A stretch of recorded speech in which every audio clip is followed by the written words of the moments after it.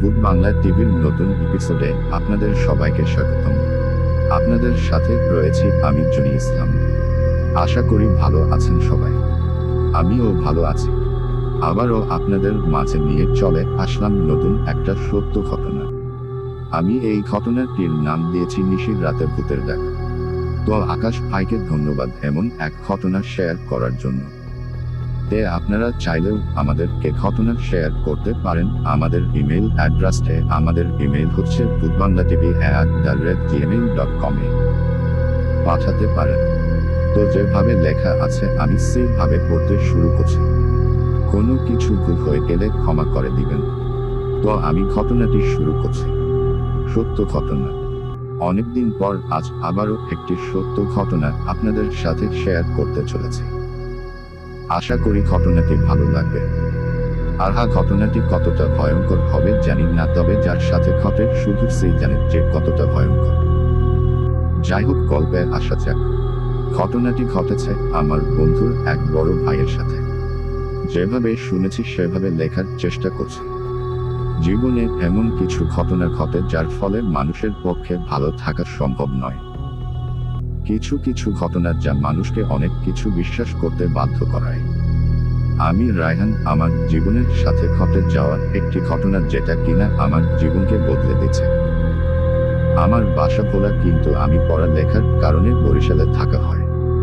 আমি সবেমাত্র এইচএসসি প্রথম বর্ষের ছাত্র। ঘটনাটি ঘটে 2002 সালের ফেব্রুয়ারি মাসের 25 তারিখে। হঠাৎ জরুরি কোন একটা কাজে বাসায় যাওয়ার প্রয়োজন হয়। আমার বাসা ভোলার কোন একটি গ্রামে, জায়গাটির নাম সঙ্গতি কারণে বলা যাবে না। বরিশাল থেকে আমার বাসা ভোলা যেতে প্রায় 5 ঘন্টা লাগে। ওই দিন বরিশাল থেকে বাসার উদ্দেশ্যে রওনা দিয়ে সন্ধ্যা 7:30 পৌঁছে যায়। আর বরিশাল থেকে ভোলার শেষ লঞ্চ 5:30। তাই যথারীতি গাড়িতে যাব বলে ভাবলাম। বরিশাল থেকে ভোলা যেতে ভেঙে যেতে হয়, যারা গেছেন তারা অবশ্যই জানবেন। যাই হোক, শেষ গাড়ি ছিল সকাল 7:20, কিন্তু আমি বাসা থেকে বের হয়েছি সকাল 7:30। আমি ভাবলাম অটোরিকশা বা মোটরসাইকেলে যাব। বাসে যেতে গেলে লাহারহাট যেতে হয় এবং লাহারহাট থেকে ফেরিতে প্রায় 2.5 ঘন্টা সময় লেগে যায় এবং লাহারহাটের বাস বরিশালের নদীর ওপার থেকে ছাড়ে। ঘটনা এইখান থেকে শুরু। নদী পার হতে আমি নৌকায় উঠলাম। বলে রাখা ভালো, নদী পার হতে 3 টাকা ভাড়া লাগে। যথারীতি পকেট থেকে 5 টাকা ভাড়া বের করে দিলাম। কিন্তু নৌকার মাঝি বলল, বাবা তোমার নৌকার ভাড়া লাগবে না।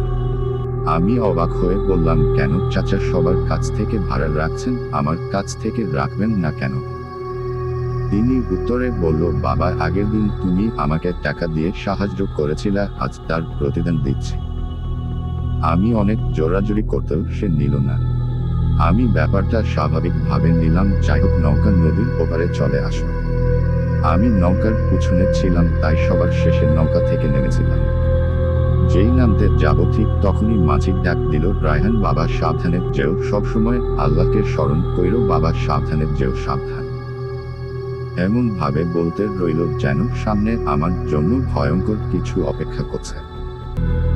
এর মধ্যে সবচেয়ে অবাক করার বিষয় হলো মাঝি আমার নামটা জানলো কিভাবে। যাই হোক, আমি ভাবতে ভাবতে নৌকা থেকে নামলাম। ঘাট থেকে বাস স্ট্যান্ড মাত্র 0.5 মিনিট। আমি যখন বাস স্ট্যান্ডে গেলাম তখন ঘড়িতে তাকিয়ে দেখলাম রাত তখন 8টা। বাস স্ট্যান্ডে বাস আছে, ছাড়াবে 8:30। যথারীতি গাড়িতে উঠলাম। গাড়িতে যাত্রী ছিল 15 জন। রাতের গাড়ি, এজন্য হয়তো যাত্রী কম। মনে মনে ভাবতে রইলাম।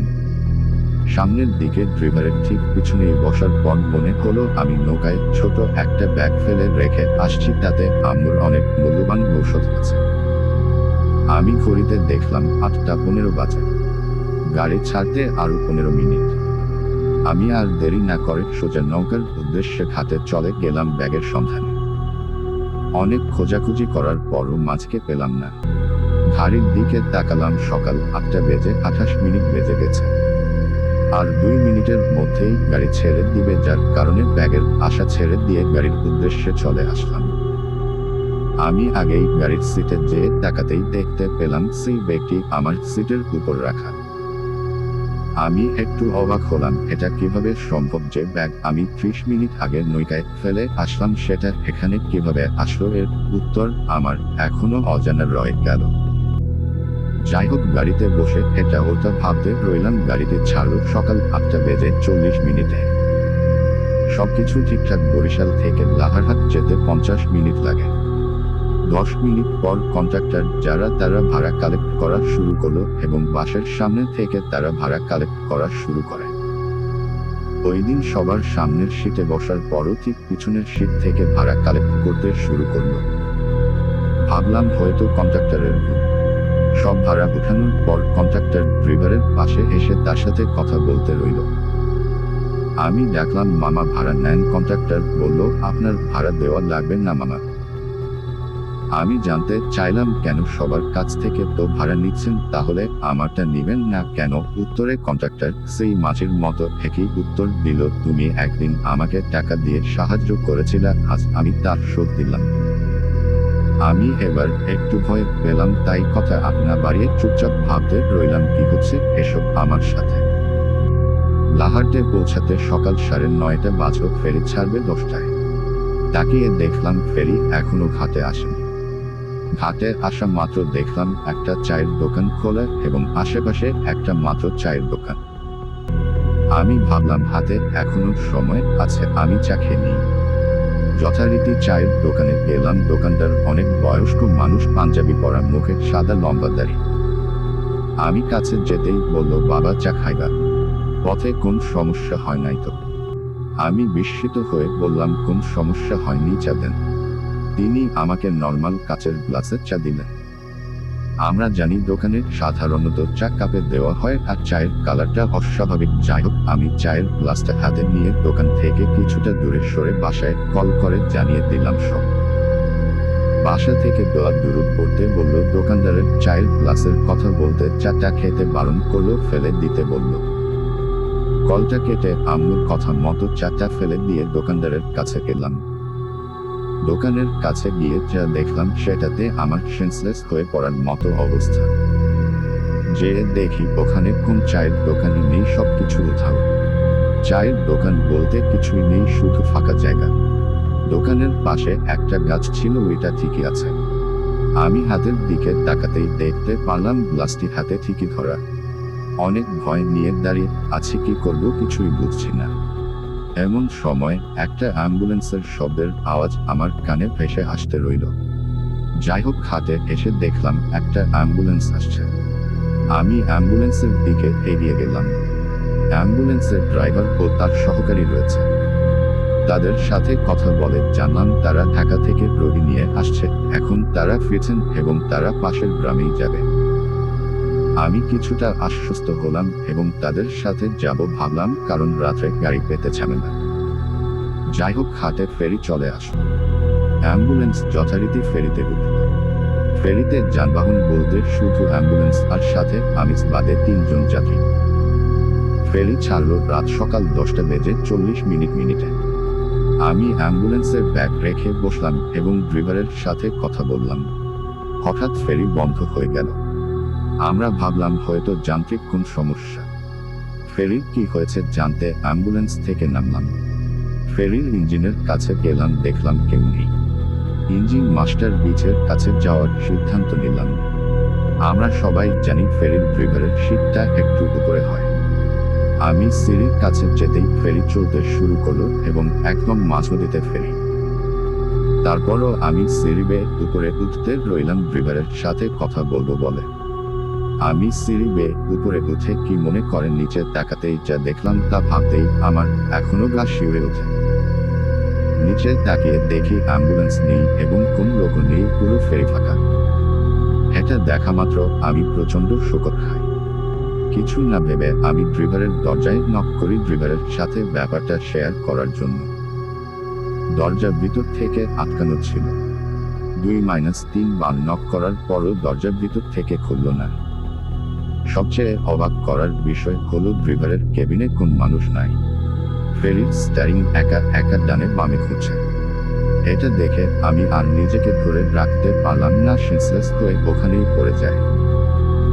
যখন সেন্স ফেরে তখন দেখি আমি আমার নিজ বাসার বিছানায় শুয়ে আছি, তখন বিকাল 4টা। আমি এভাবে কিভাবে আসলাম জিজ্ঞেস করতে আব্বু বলল আমি আসতে দেরি করাই আব্বুর রাত 1টার দিকে বাসা থেকে বের হয়ে যায় এবং বাড়ি থেকে 5 কিলোমিটার দূরে বাস স্ট্যান্ডে রওনা দেয়। 2 কিলোমিটার পর আব্বুর মোবাইল থেকে একটা কল আসে।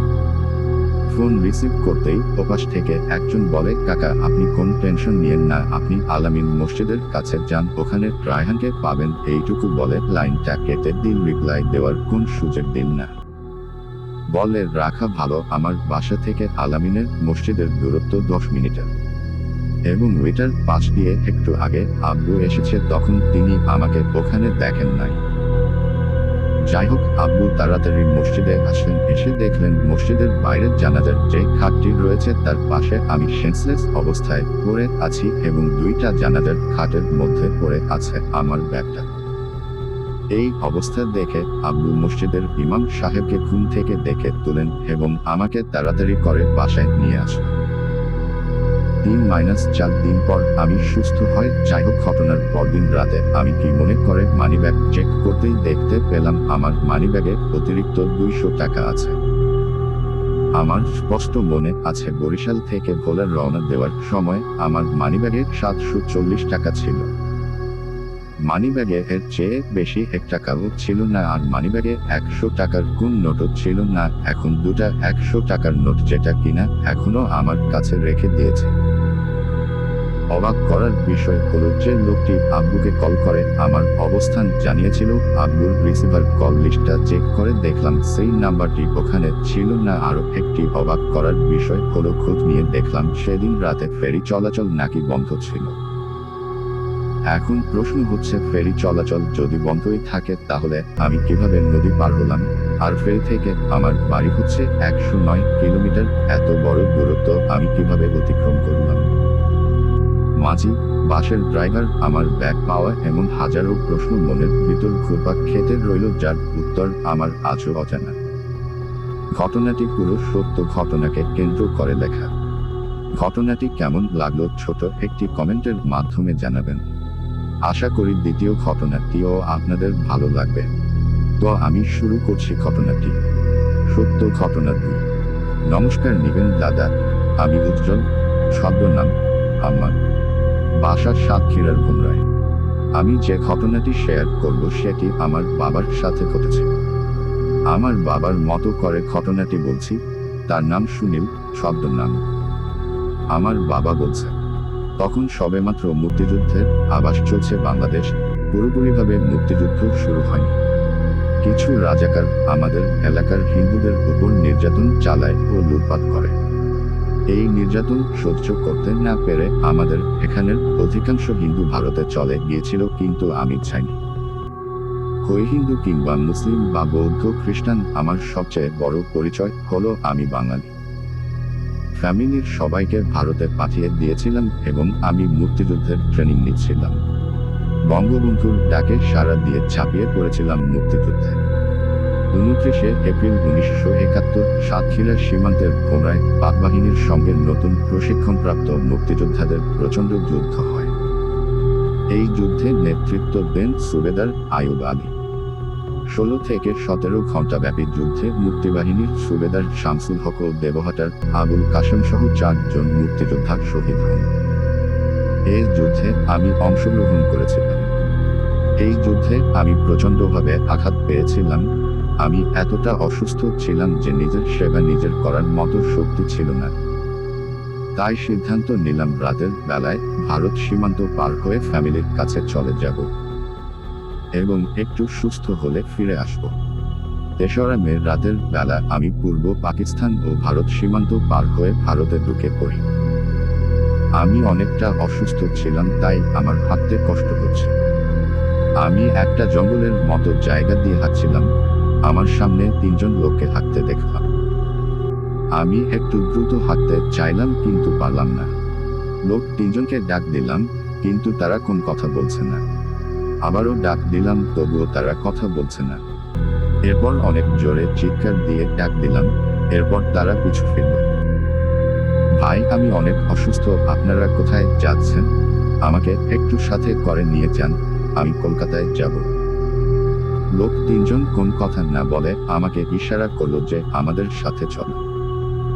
তাদের পিছু পিছু হাঁটতে চললাম। একটু পরেই তাদের বললাম, ভাই আমার প্রস্রাব এসেছে। তারা কোন উত্তর না দিয়ে দাঁড়িয়ে পড়ল। আমি প্রস্রাব করতে বসলাম। কাজ শেষ করে আমি যখন উঠলাম তখন দেখি লোক তিনজন নেই। তাদের ডাকাডাকি করলাম, খুঁজে পেলাম না। ভাবলাম হয়তো তারা চলে গেছে। আমি সামনের দিকে চলছি, চারিপাশে ঝিঝি পোকার ডাক, শিয়ালগুলো থেমে নেই। আর মাঝে মাঝে বাংলাদেশের দিক থেকে বুলেটের শব্দ পাওয়া যায়। চারিদিকটা অনেক নিস্তব্ধ, মনে হচ্ছে কোন একটা দেশের মাঝে আমি একা একটা কাকতারুয়া হেঁটে চলেছি। আমরা মুক্তিযোদ্ধা, পাক বাহিনীকে ভয় পাইনি আর তো ভূতের ভয় প্রশ্নই আসে না।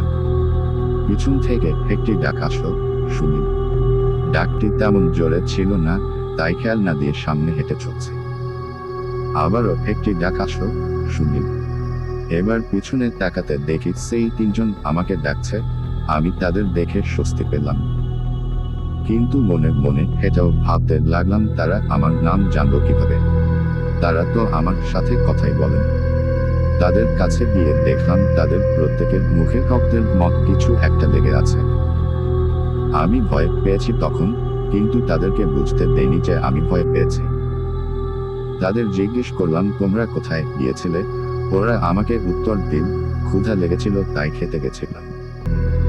এবার ওদের সাথে কথা বললাম, তোমরা কোথায় যাবে? ওরা বলল, কলকাতা যাব। বেশ, তাহলে চলো একসাথে যাই। ওদের একজন বলল, সোজা পথে না গিয়ে আমার একটি চেনা পথ আছে। সে পথ দিয়ে গেলে আমরা অনেক আগে কলকাতা পৌঁছাবো। এই জঙ্গলের ভিতর থেকে যদি যাই শর্টকাটে আমরা দ্রুত চলে যাব। তখন আমার শরীরটা খুবই খারাপ, তাই ওদের এত অস্বাভাবিক আচরণেও আমি খাবারে যাইনি, বরং ওদের সাথেই ছিলাম। আমরা সেই শর্টকাট পথ দিয়ে চলতে লাগলাম। ওরা আমার সামনেই চলছে, আমি ওদের পিছনে। হঠাৎ ওদের মধ্যে থেকে একজন লোক অনেক বড় একটি গাছ থেকে একটি পাখি ধরল। কিন্তু সে জায়গায় দাঁড়িয়ে তার হাতটা 30 থেকে 40 হাত লম্বা করে ধরে ফেললো পাখিটা। মুহূর্তে তিনজনে পাখিটা ভাগাভাগি করে খেয়ে ফেলল। আমি যে ওদের পিছনে আছি তাতে ওদের কোন ভ্রুক্ষেপ নেই। এবার আমি বুঝতে পারলাম আমি কোন শয়তানের কবলে পড়েছি। আমিও তেমন ভয় পাবার পাত্র নয়, কারণ আমি একজন মুক্তিযোদ্ধা, সাহসী সন্তান। ওদের কাছে ওদের নাম জিজ্ঞেস করলাম। ওরা প্রত্যেকে ওদের নাম বলল, কিন্তু ওদের নামগুলো সাধারণ মানুষের মতো ছিল না। সে নামগুলো আমার মনে নেই। এরপর আমি বুঝতে পারি ওরা আমাকে কোন বিপদের দিকে নিয়ে যাচ্ছে, তাই ওদের বলি, তোমরা তোমাদের মতো যাও, আমি একাই যেতে পারবো। তখন ওরা বলে, তুমি হয়তো আমাদের চিনতে পেরেছ, আমরা জিন জাতি। নেক্সট নাম্বার পাঠের জন্য অপেক্ষা করেন, খুব তাড়াতাড়ি নিয়ে চলে আসবো। আর ভিডিওগুলো ভালো লাগলেই অবশ্যই চ্যানেলটিকে লাইক আর সাবস্ক্রাইব করবেন। ধন্যবাদ।